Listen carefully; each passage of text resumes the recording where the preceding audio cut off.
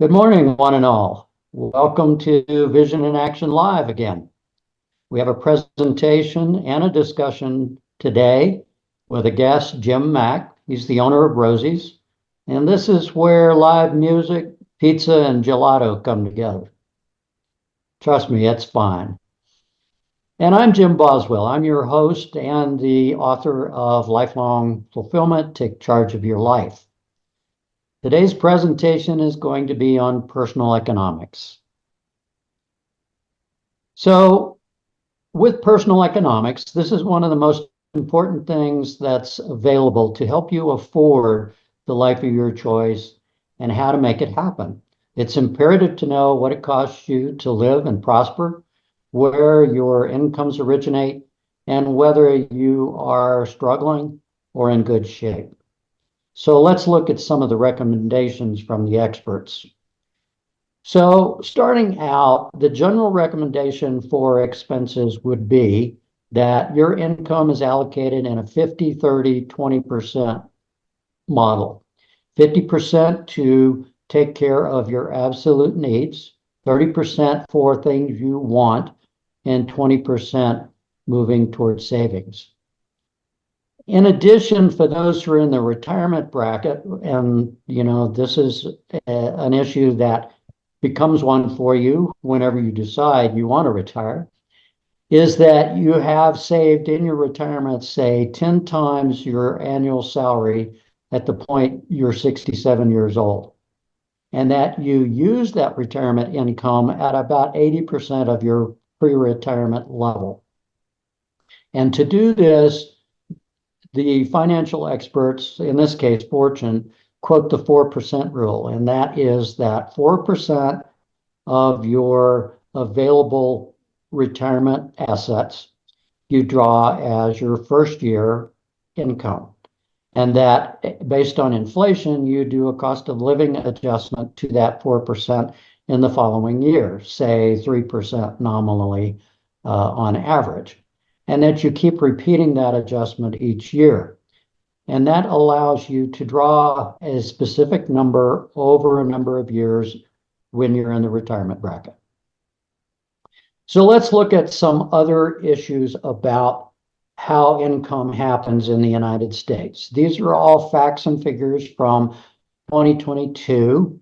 And first thing we want to say, there were 131.4 million workers who earned a living at that point that were noted by the federal statistics.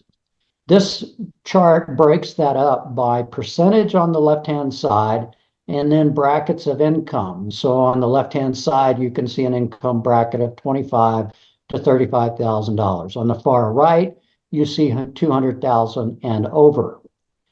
Well, the total income, if you look at it and analyze it, 22% of the workforce, a mere 29 million people who earn something above $150,000 a year, they deliver 80% of the total U.S. income in 2022. Now, if you look at the next figure, 78% of the workforce, well over 100 million people, only deliver 20% of total U.S. incomes.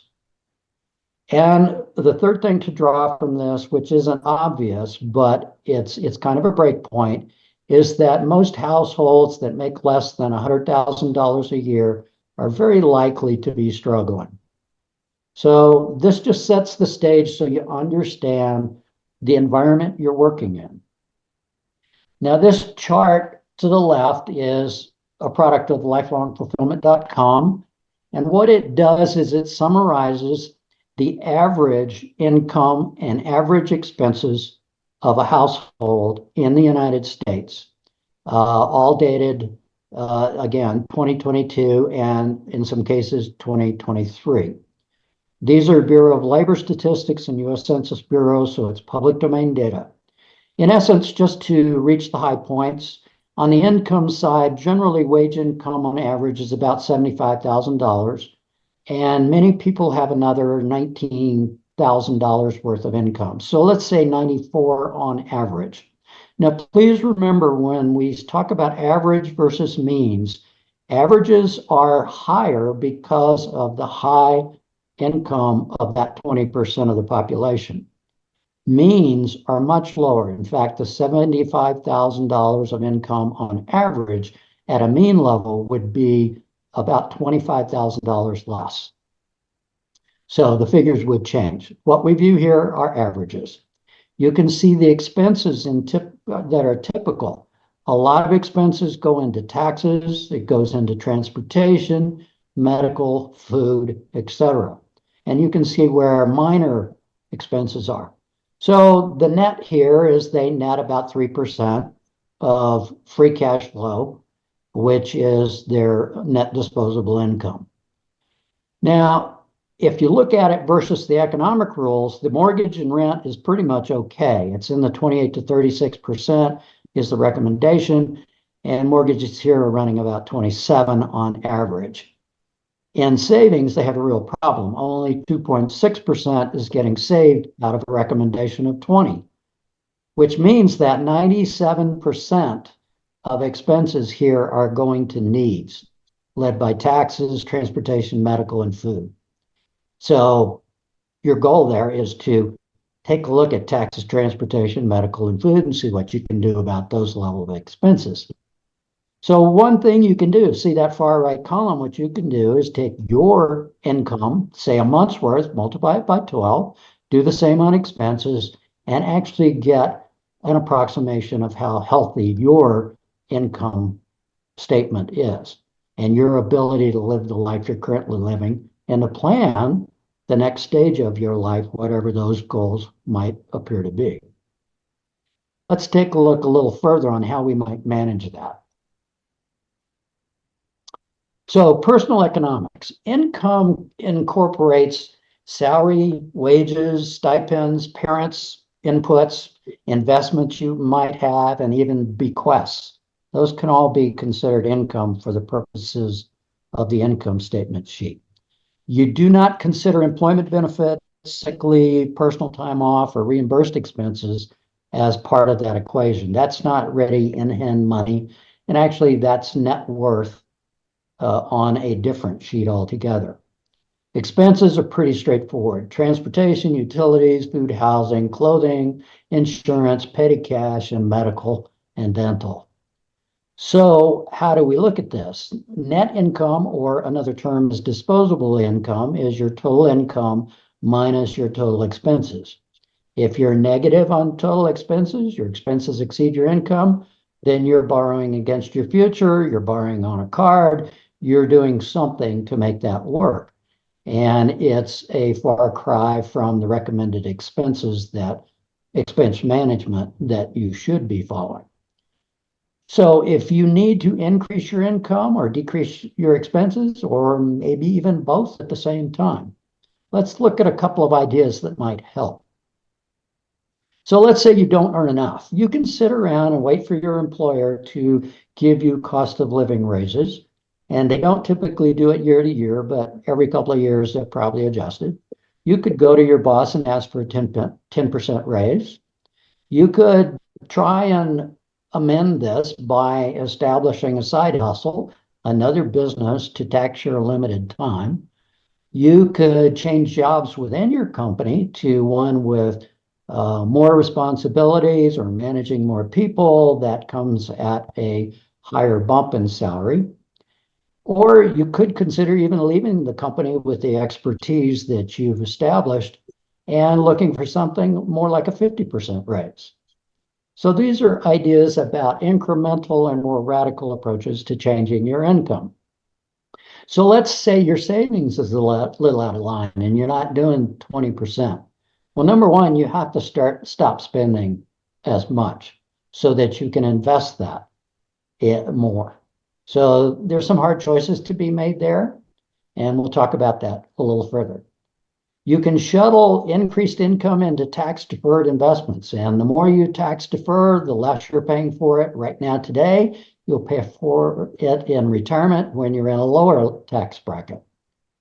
And you want to maximize employer benefits and matching. This is free money, essentially. So you should take advantage of that and be disciplined about it, because when it comes to your net worth and your retirement, it will be there for you. So what about expenses? All of us do it. But how you tackle this is we're going to use the Pareto rule again, and we're going to tackle the largest expenses first to see what can be done to lower our expense levels. Maybe utilities as a high cost can be addressed in some fashion to minimize the amount of utility use we have, and strategies like that. And you work them sequentially. Start at the largest and work downward. And the other thing is cost of living in general. What about a transfer or a new job in a better place, or the most radical of all is immigration? But those things stand the potential for changing your total cost of living. Let's look a little further. So let's sum up at this point. These are just very high level observations, but they're things that can trigger actions on your part to improve your income and decrease some of your expenses, and to begin planning for your future, wherever that may lead you. Fiscal discipline is absolutely integral to you achieving your goals, whatever they happen to be. The reason we chose an income statement here is it helps focus you so that you can have the help you want and the resources you need to generate to pursue the interests that you want, to have a career that you want to develop, to grow a family, and also to retire in a fashion that you will enjoy. So run your own income statement at your earliest convenience. That's our recommendation. Another thing you might want to do is look at Robert Reich on YouTube. He's really very articulate about employment situation for wage earners. And you can find this set of recommendations under personal finance in newsletter form and everything else you might need at lifelongfulfillment.com. So this is the point in the podcast where we get to share some perspectives with people leading directed lives. I'd like to speak to a book that I just recently had the opportunity to read called The Motivation Myth. Motivation Myth is by Jeff Hayden. Jeff is a columnist and contributor to Inc. magazine. One of the things he brings out amongst his various pieces of advice for living a good life is to foster multiple proficiencies in your life, not just your career, but other things that you like to do, that these can become very important at different phases of your life in terms of earning a living and staying engaged with life and reaching fulfillment. And in that vein, we're now going to speak with our guest today, Jim Mack, owner of Rosey's Pizza. Hi, Jim. Welcome to Vision in Action Live. Hi, Jim. How are you doing? Good to have you. So, Jim, with this book in mind and the idea about multiple proficiencies, maybe you could tell us what it's like from going from a saxophone player to a theater director and on to a restaurateur. This sounds very varied. It is. You've got some good perspective to give us. So maybe you could share some of that with us. How did you wind up here? How's it going? Well, I don't think your podcast is really long enough for me to go through all of the steps, because it took me a long time to get here. You know, Right. I'm only 73, so, but, you know, it still took a while to get here. I tried a lot of different things when I was young. I didn't really follow a lot of the guidelines and things that you have in your book, you know, as far as saving for the future and looking towards the future. I was not cognizant of what I should be doing. I was just trying to survive, I guess. But I finally did learn. I got probably when I got into the Navy and then the Army after that, that kind of helped me find a little more direction and to start thinking about the future. I went from that into directing a theater, and then now into owning, my wife and I owning our own restaurant. Right. So, was there any particular point where you got some really outstanding guidance or you encountered, some authoritative source that gave you a vision that helped you? Um, I, well, I think most recently it would have to be my wife. We've been together 23, 22 years now. And that was probably the most structured uh, direction I got from her, was looking at our finances and really planning. Prior to that, there was a gentleman that I was in the Army with.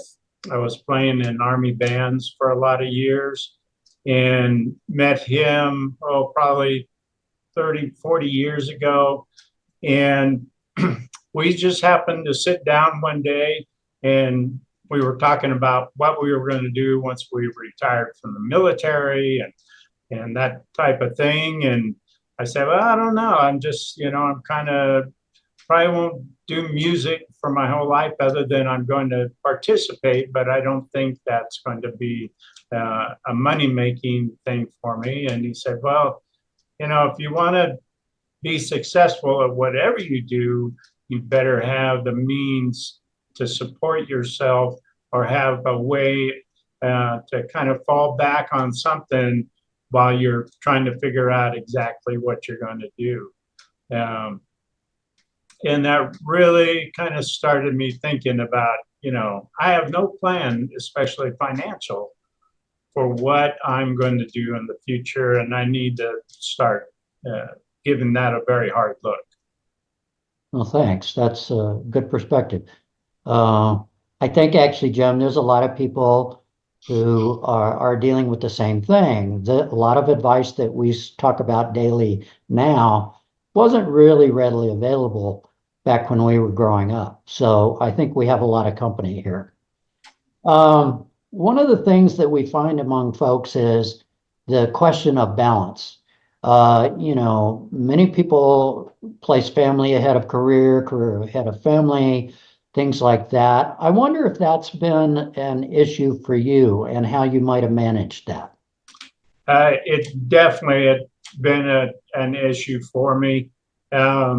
I really did not, especially when I was younger. Like I said, I was trying to survive, and I didn't go out and spend a lot of time. I was working probably lesser paying jobs and really struggling to just keep my head afloat. Um, so that was definitely an issue. When I got a little older, especially I got married while I was in the military. We had a couple of kids, um, and I was gone quite a bit. I was traveling with the bands, and we were out playing a lot. Um, when I was in the Navy, we were even stationed in different locations. Um, so I really had to start kind of just making sure that I segmented my life so that I had my time that I was actually putting in the work, but I really had to work on and focus on being sure that I set aside the time to be with my family, to be with my kids, and um, and kind of go through things with them, because that was not that was not in my nature to do. I was pretty focused on working, make sure I did a good job. I see. I see. Well, all of us have those issues, I think. Yes.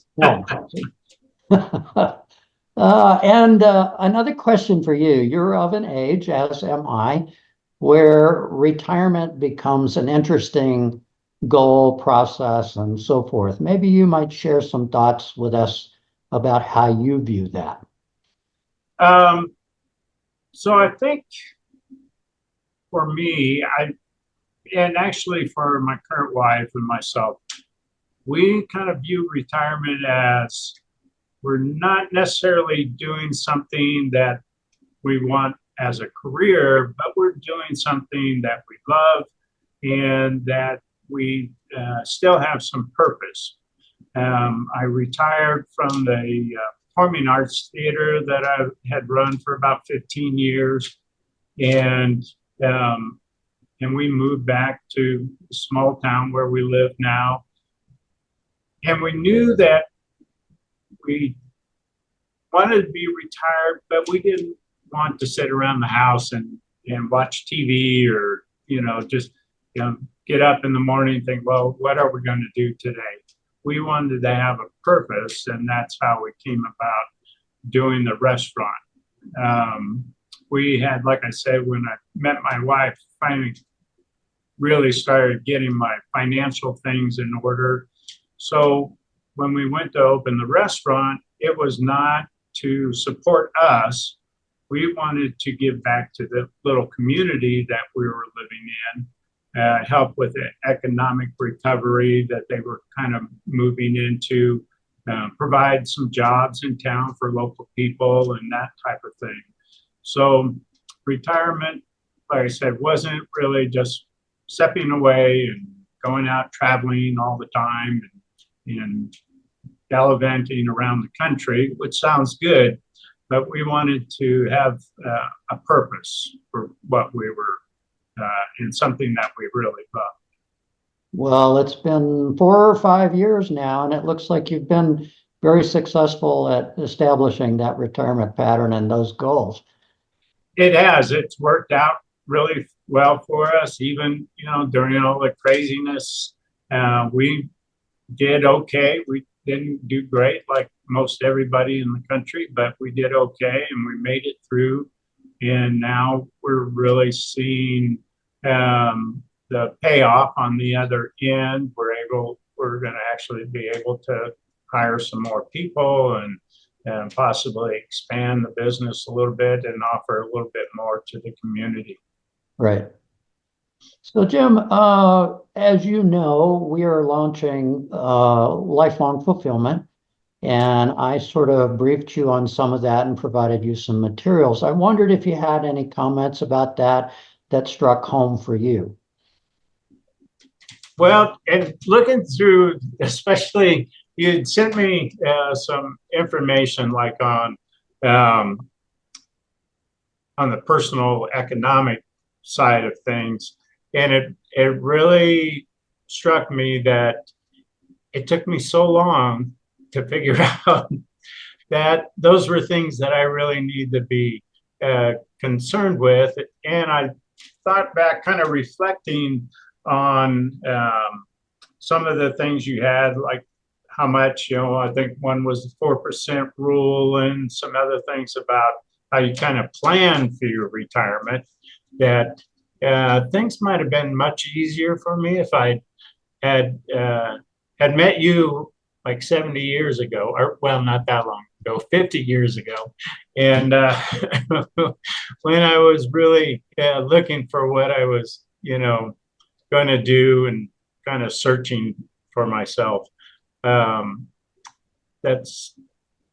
I think the other thing that struck me was just, I didn't really have a lifelong fulfillment kind of directive for a long time. I was just kind of out there in the world and getting by, like I said before, and not really thinking about what can I do, how can I contribute.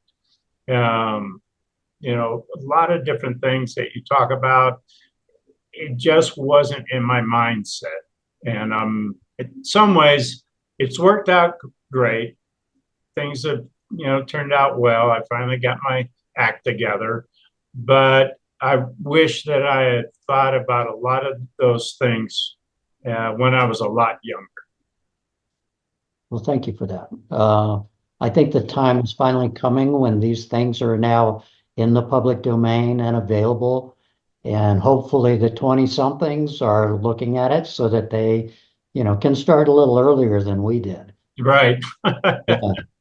Yeah. So before we close, are there any other comments for our audience? I mean, most of them tuning in are interested in these kinds of things in the self-help arena. Um, Anything you care to say to them? I, well, I think the only thing I would really mention is that I think it's good to have a lot of different experiences. But I think, as I kind of alluded to just a minute ago, if you've got some lifelong goals and you've got some plans in place, it's going to make it a lot easier for you to go through those experiences. You won't, I don't think you'll have to struggle as much. I think there's always some struggle that goes along with, especially if you're kind of deciding what it is you really want to do for your career or for your life. Um, but I think if you have some basic groundwork laid out for yourself, it's going to make that whole process a lot easier. Well, thank you, Jim. Thanks so much for joining us at Vision in Action Live today. And we hope your progress continues and you have the rest, the fulfillment under control. Happy days. Thank you. I appreciate you having me on. Great. We'll see you later. All right. Take care. And that's our podcast for today. Thanks so much for joining us at Vision in Action Live. We do this every couple of weeks, and we'll announce in advance when they're going to be broadcast. Thanks to Jim Mack for joining us today and providing us some additional insights on living a fulfilled life. Check out the book, Lifelong Fulfillment, other collateral materials and newsletters on lifelongfulfillment.com. This podcast will also be there. Have a great day. Look forward to seeing you next time.